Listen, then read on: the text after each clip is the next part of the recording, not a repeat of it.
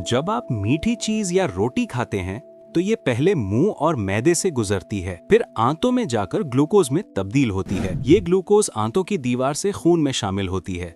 यही blood sugar कहलाती है, जो आपको एनर्जी देती है। लेकिन जब ये शुगर ज्यादा हो जाए तो गुर्दे इसे फिल्टर करते करते थक जाते हैं। शुगर पेशाब के जरिए बाहर निकलने लगती है। इससे गुर्दे के खुलिये कमजोर हो जाते हैं और जिस्म सुस्त और पट्टे कमजोर पड़ जाते हैं।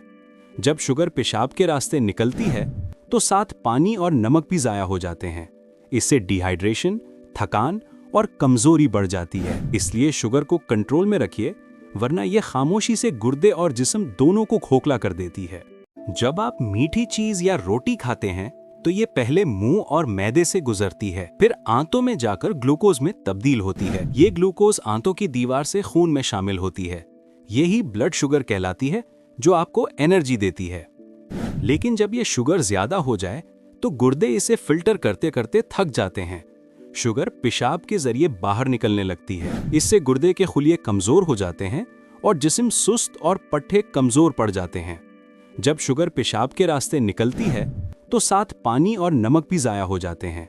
इससे डिहाइड्रेशन, थकान और कमजोरी बढ़ जाती है। इसलिए शुगर को कंट्रोल में रखिए, वरना यह खामोशी से गुर्दे और जिस्म दोनों को खोखला कर देती है।